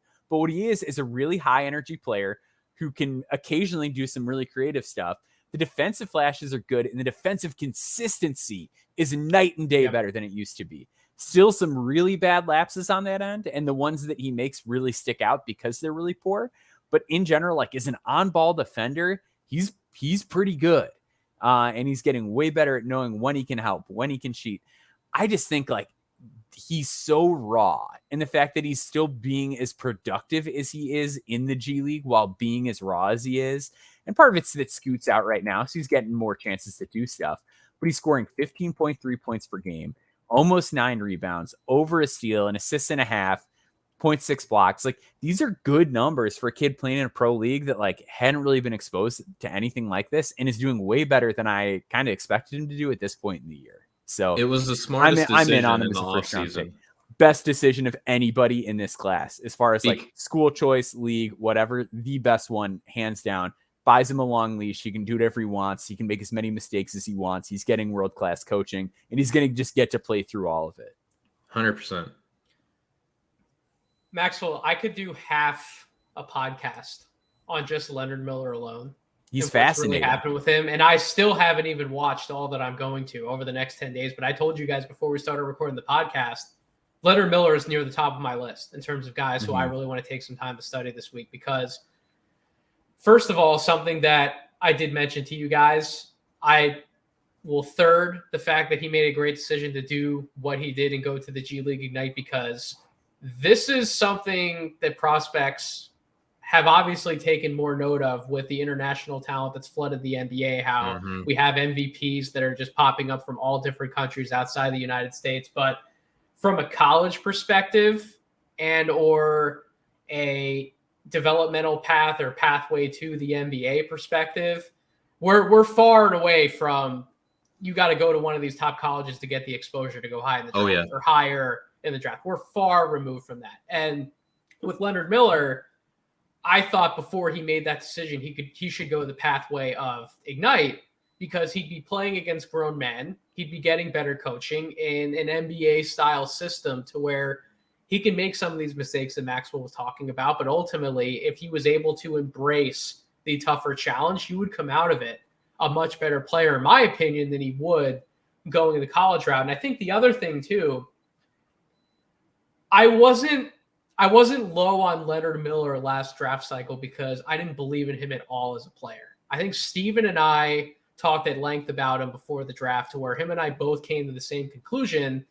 We are not going to give Leonard Miller a top 45 grade heading into the 2022 NBA draft. But if he keeps his name out of the draft and he takes that year and he goes to college, or hopefully he went to the Ignite, whatever the case may be, and he takes the steps to develop into a player who embraced doing the little things and embraced finding a role in the court to where he could earn minutes once he got to the NBA, to polish on all these other fun facets of his game that Maxwell was outlining that everybody thinks he could do one day, but he can't do right now, that he could be a fascinating case study and somebody who could come back and be a first-round pick. And now I think he's 100% trending in that direction. I really love where Leonard Miller's game is going. I'm not like a top 20 grade on him or a lottery grade on him, but I think when you get into the background of the first, right, anywhere like 21 all the way out to 30, that's the type of range where you take a Leonard Miller. So I agree with the pick. I'm glad Maxwell made it, even though it was his third reach of the night. I was kind of nudging at him a little bit. Like I know he likes Leonard. Take Leonard Miller because I think he'd be a fascinating talking point. He was the highest rated guy on my board. I did when I rearranged it. He's up to 21. He's got to like do more to go higher. Is the thing. Like this is as high as I'm willing to put him based on like what I've seen. Because like I think there are still like negative outcomes for him where if like he ends up on a contending team and they don't trust him, or like he has a coach like a Tom Thibodeau who's just like going to be quick on the trigger to just get him out of the game. Like that kind of stuff is where I worry about him. Like just like, are you going to have the opportunities? Yep. Yeah. And like, I don't know, a situation like Phoenix, I know they don't have like a G League affiliate, but it's like, just give him a great coach. Maybe he gets to show some stuff during the regular season. Maybe being with a point guard like Chris Paul helps him out. Like I think the work ethic is there. And I think that's really important. I mentioned that with Marshawn a lot last year. Like some guys, like you can just see how hard they play. And it's like, coaches love that. Like coaches love that stuff. And if the guy's working really hard, the coach will try to find ways to get him on the court. Exactly. And for all the poor decisions we can joke about him making on the court, off of it, he's made all of the right ones since the combine. So really props. And they made Jacques Landale a thing this year too. So why not? You know, why not try and make Leonard Miller a thing? All right. So I'm back on the clock. I'm finally picking for the Utah Jazz. Thankfully, it's not Maxwell making another pick. No, I'm just kidding. Maxwell's done a great job. Maxwell's actually set me up to make a really interesting pick here. So a little refresher at 14. The Utah Jazz via the Timberwolves took Cason Wallace. Then at 17, they made their own pick with Taylor Hendricks. So we've seen two defensive-minded picks to build around some of the offense that this team has shown that they're capable of scoring with flamethrowers on any given night this year in the NBA. It's a big reason why they've been the surprise that they are. Let's give them a third defensive-minded player. Let's go Jalen Clark out of UCLA. I knew it. All right. Let's do it. Let's load up that bat. So the two best defenders in this draft class, if you want to make a few other arguments for the front court, fine. But for my money, I'm taking Cason Wallace and I'm taking Jalen Clark as the two best defenders in this class. You're going to put both of them in the same backcourt. Talk about the exact opposite of where the Utah Jazz were just last year when they're trotting out backcourts of like they're playing Mike Conley along with Donovan Mitchell, along with Jordan Clarkson. It's like, yeah, these are all great scores and offensive options, but they're not stopping anybody. They're not helping out Rudy Gobert by any stretch of the imagination. So let's do the exact 180 from that. And let's put two guys in the backcourt who can contain quite literally anybody. And oh, by the way, anyone out there who wants to say Jalen Clark's only a defensive player, the shooting's been better, I think, than advertised at 39% on threes. But let's also not just skate past the fact that he's a 60% scorer from the floor overall to this point of the season. even if you aren't the most reliable jump shooter, if you're finding a way to put the ball in the basket 6 out of every 10 shots, I'm not going to give as much of a shit about what you're shooting from three-point range. I'm just not. He's proven to be a high-level scorer in multiple different areas of the game. He's averaging close to 16 points per game. He's only getting better as the year goes on. Like now he's starting to rack up some 20-plus point outings, along with 3 to 4 steals, along with all the rebounding, along with better passing that I think sometimes he's given credit for off of a live dribble. This guy is just a playmaker all over the place. 31 PER, 65.5 true shooting percentage. Give me Jalen Clark at number 24 for the Utah Jazz. Let's raw all defense, baby. Just get those stops. That's what we're doing now in Utah. So that was one of my favorite picks of the night. I had to do it. Had to take my guy Jalen Clark. So Steven, you're up now, 25 for the Los Angeles Lakers via the New Orleans Pelicans. That crucial pick swap that happened where the Pelicans got to take Nick Smith instead of the Lakers. I'm sure that hurts some Lakers fans out there, but maybe you can save a little bit of that disappointment with who you would give them at 25. What direction are you going? Yeah, I think it's no secret that the Lakers are looking to get off of the contracts of Patrick Beverley and Kendrick Nunn here soon in the trade market. Russell Westbrook, point guard on this team, has played very well off of the bench. And I just want to say shout out to Russell Westbrook and Ben Simmons for kind of quietly turning their narratives around so far in the early season. It's been awesome to see. LeBron James is not getting younger. Anthony Davis, when he's on the court, has looked like a top 5 player, but he's also Anthony Davis. And you know that he's, I don't know if good is the right term, but you know that this is probably a time of the year, or it's going to happen a couple times a year where he's going to miss time. And by the way, historically speaking, LeBron James is also due for an extended break here soon from what we've seen the past couple of years. So I want to get a youth movement going. I want to get the point guard position addressed. I want to get versatility. He hasn't performed to a lot of our expectations so far, but the season's still young and it's a tough team, I think, for him to acclimate to. I'm going to go with Jalen Hood-Schifino. I still believe in him as a player.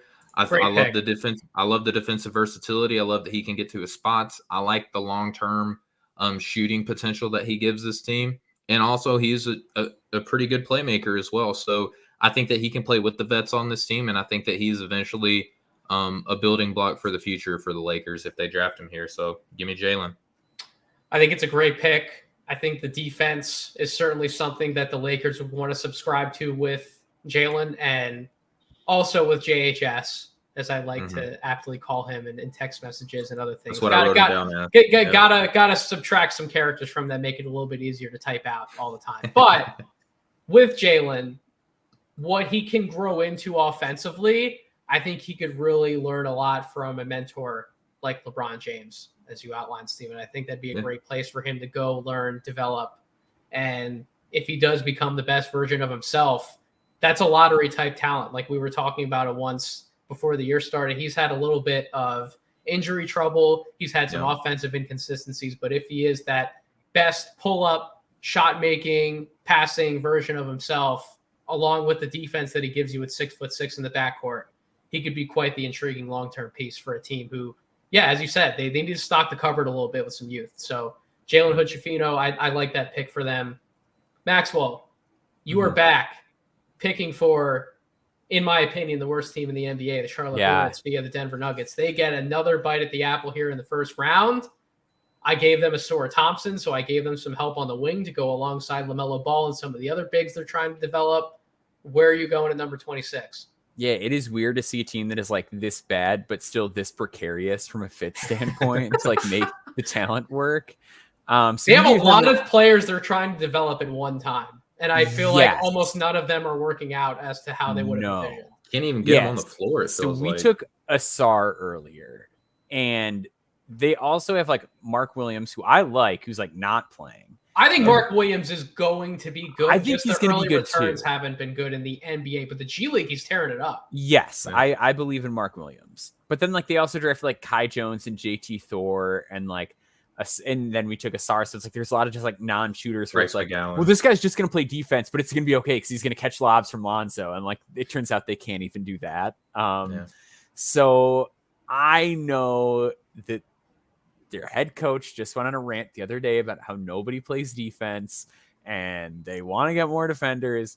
But I'm sorry, sometimes the guy is on the board who is too good, and you've just got to take him. And that's when you use your common sensible and you take Bryce Sensabaugh You took my and you pick. pair him with LaMelo, and you just give another shot maker to kind of relieve the pressure. And I know the two of them might not be great defensively together, but I think Bryce has the tools. He's gotten in so much better shape since he's been at Ohio State. He competes really hard. He's going to give you stuff on the glass.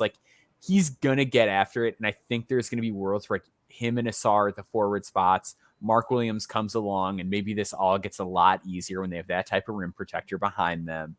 I just think Bryce is too talented to let slide any further, and you take him, and maybe he can be what you thought James Bouknight was going to be.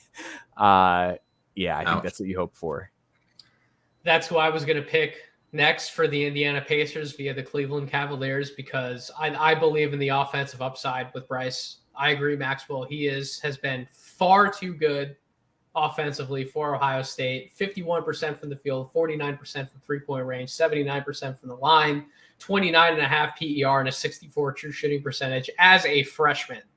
That's a little ridiculous. And I got to see him up close and personal in Madison Square Garden this past weekend against North Carolina. He looked awesome in that game, besides a few boneheaded passes, besides some defensive lapses, right? He's not going to be a high-level defender, which is what you talked about. They could use some of that in Charlotte. But at this point, getting a proven commodity on one end of the floor where all of that, I think, is going to translate right out of the gate, he, in my mind, is a good guy to take in the top 26. And he might eventually be a top 20 pick, boys. I'm not gonna rule that out. I'm getting that dangerously in love with Bryce Sensabaugh as a prospect, and I don't think it's out of question.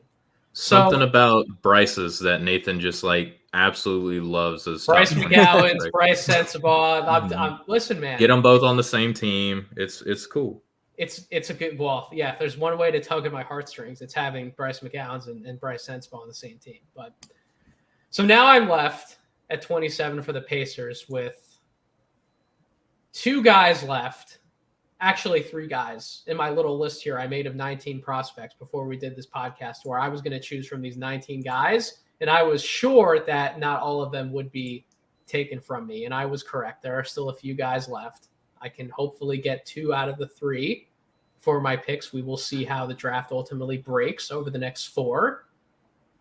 I'm going to go with Ricky Council IV for the Indiana Pacers. I like them getting another proven scoring option who he's not a great defender, may not even be a good defender, but I think he's passable enough to where they can get a little funky with the selection. They can go after a older prospect who he's not a lights out shooter from 3-point range, but man, can he get up there and finish around the basket, and he loves to live in the mid-range, and he can get those shots to fall. And Indiana has seen a few mid-range type of scorers don those uniforms as well once upon a time, and I think Ricky Council could be another guy who slides right into the rotation. He can be their 8th man, their 9th man, their 10th man off the bench, and eventually maybe work his way up to being more than that. Maybe a surprise pick for some, but I like going after proven offense, and to me, Ricky Council's done enough as a guy who more nights that I look at the box score than not, he's leading that Arkansas team in scoring, a very talented Arkansas team. And he's been the main guy to put the ball in the basket for the Hogs this year. So I will take Ricky Council at number 27. Steven, you're making the pick at 28 for the Memphis Grizzlies. You already know what it is. The best drafting team at this point in recent memory. And yeah, we know you're taking a swing, but for a team like the Grizzlies, who can afford to bring in somebody who might need to develop a little bit, who might not be an instant impact guy right out of the gate, but could yield some interesting returns in the long term, I think I know where you're going, might be a good fit for Memphis. Yeah, I think, listen, Keshawn Gilbert, anyone that follows me on Twitter, anyone that's read any of my articles so far during the season has seen this name pop up. And he is a name that I knew that my heart was going to chase steadily after. and I put mechanisms in place to keep him from very early on in the season being as high as he is on my board right now. And I just can't not do it anymore, and thanks to the inspiration that Maxwell sent us out last week, like I'm going for it. And if you're also following any sort of like prospect scouting on Twitter, you're seeing his name pop up in other places other than myself. So I think that it's starting to catch. And listen, Keshawn Gilbert, 6'4", 190, wiry, strong, shooting like 50% from the floor, 50% from deep, 80% from the line, giving you 2 steals a game. Very consistent numbers across the board in every area on the floor. Very capable finisher, either hand. Very capable passer, either hand. Showed in Washington State that he can switch on the big man and give problems. He's just consistently one of the best players in college basketball already this season, and he's a sophomore. Incredible growth from his freshman year. And I think, look, Memphis got Ja Morant. You got your big, long, wiry point guard. Can he play alongside like a John, not just a John Morant, Stephen, but also like a John Morant, Tyus Jones, Kennedy Chandler? Like, can he play alongside those guys, you think? Yeah, absolutely. He is a very good catch and shoot point guard at UNLV already. He can also create off the bounce for himself and for others. I think he is versatile enough to play in multiple point guard rotations, and he can set others up and be set up for himself. He's a name that he's not just a guy that like I think that people catch a look for and are trying to just being different. Like I genuinely feel like Keshawn Gilbert is an NBA player, and I genuinely feel like he's a first rounder. I love it. I love that looking at this mock draft, we've definitely gone outside of our consensus top 30, and this is why I wanted to open up the exercise, because even though we've done that, guys, I really feel like this draft that we've created is not far-fetched as to what could happen come June, right? I think our boards have changed drastically, even over the last 2 weeks since we really started putting our Composite 2.0 board together. Our opinions keep changing. The draft keeps evolving.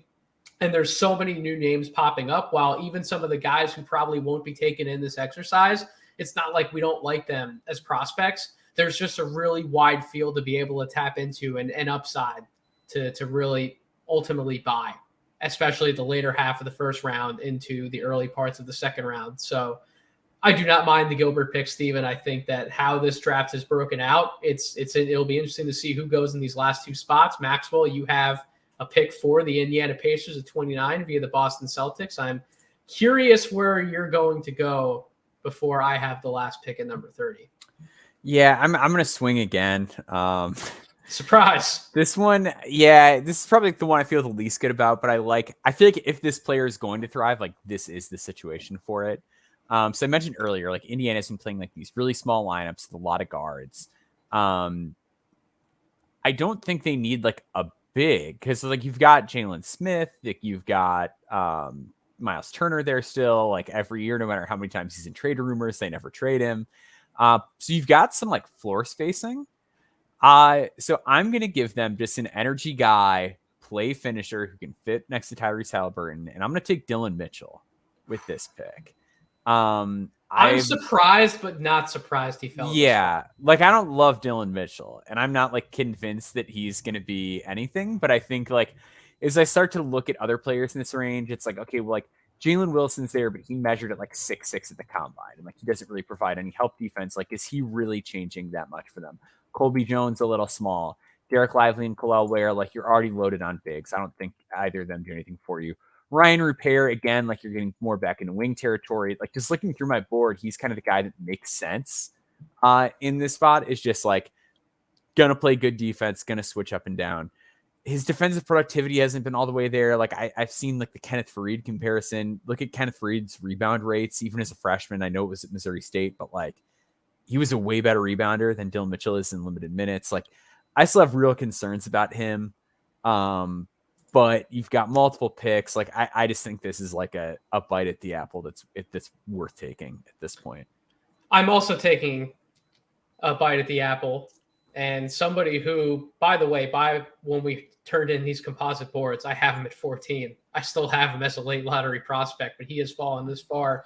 I will take Hello Ware here for the Houston Rockets. This is truly a swing for the fences, if you will, for them. If it works out, they have another big man to play alongside, or maybe instead of Alperen Şengün when Şengün gets in foul trouble. Despite all the offensive value you can give, I still love Şengün's upside, and he's really starting to prove it for the Houston Rockets. But when he gets in foul trouble, when he's not able to play, he's another guy who you're playing him alongside of Jabari Smith Jr. Talk about the floor spacing and the rim protection that they could have from both of those spots. It's a gamble at this point with either of the bigs, but when I gave Steven a little crap for dropping the bigs as far down his board as he did. Oh, I was going to talk about it based on the way this board broke down. Y'all gave me a hard time. I think it's just you take a look at the teams who are drafting in some of these spots, like 16 and on. How many of them really want to draft a true center is the problem. And it's, again, I still like Hello Ware. I still like Derek Lively. I know Maxwell still likes Derek Lively, but is the talent screaming at us to take them higher in this draft, right? I'm not as big of a Kyle Filipowski guy as some people. Maybe I would have swung for one of those two bigs there for the Nets. Maybe I could have swung for another big man for the Sacramento Kings or the Phoenix Suns. But I don't mind the Baba Miller and Leonard Miller gambles right there either, right? And the Clowney and the Hendricks. Like, that's the point I was making on the last show, is that, like, there are other big men that are showing themselves to be just as young, just as, have the same dimensions and are producing at a higher level. Like that. It wasn't like I was intentionally trying to slide those dudes down. It's just like they're guys coming for their spots, and we just proved it. So the best prospects that we did not take in the first round in this draft, best prospects, at least by our composite boards, since I took Hello Ware, he came off. So Derek Lively did not go in our first round. Ryan Rupert did not go in our first round. Marcus Sasser did not go in our first round. Jalen Wilson and Tyrese Proctor did not go in our first round. And then right in that early second territory, guys who could have snuck in, CD Sissoko did not go, Azuolas Tubelis, Kobe Jones, and Julian Phillips would be our next guys up. But outside of that, we did take a lot of our composite top 30 inside of our top 30 in the mock draft. But the swings we did take, they were fun swings. But I as I just said a few minutes ago, I think a lot of them could really happen come June. And they're not going to look like swings anymore when we do this exercise a month or two from now. So I'm happy with how this turned out. I think it's a really unique look for a mock draft. Our idea, as you mentioned, Steven, the Mockposite idea, nobody else is really doing it in the space. I like doing it because I think it makes us think more about our personal rankings when we're going into this exercise, right? We're quite literally taking our boards into the draft as NBA teams, what they're taking their own personal boards into the draft, and they're trying to work off of them as much as they can. So guys might sometimes go higher, guys might sometimes fall, but at the end of the day, you're trying to work off of a board. And I think what we're doing right here, it makes us think about it a little more before we come into the mock draft exercise versus we're just going to come on to a mock draft. We're going to shoot the shit and we're going to pick some names, right? That's not what we're really doing with this exercise. So I like how focused it makes us from an evaluation standpoint. And I thought it turned out great for a second time in a row. So we're going to keep doing it here on Draft Deeper on the No Ceilings NBA feed. But thank you so much for listening to this episode of the podcast. If you want to subscribe because you're a draft fanatic like all of us are, you definitely should be subscribed to this podcast feed, wherever you get your podcast, Apple Podcasts, Spotify, YouTube. Make sure you're not only subscribing, but rate the podcast. Leave us a review. We love your feedback. We want to hear from you guys. How can we make these episodes better? How can we better serve the draft community as a whole? Give us that feedback. Let us know. We are engaged. We like engaging with as many of you out there as possible. So please do that for us. And in doing that, you can not only rate and leave a review, you can also find me and communicate with me on Twitter at Draft Deeper. You can find Steven on social media at Steven G. Hoops on Twitter. And you can find Maxwell on Twitter as well at Baum Board. So, guys, anything else you want to say about the mock draft exercise before we sign off? Merry Christmas and happy holidays. Yeah. Have a good one, everybody. That's a short and sweet. We left it all on the floor in this episode. But until we meet again on this feed, thank you so much for listening. And as always, have a wonderful rest of your week. Happy holidays.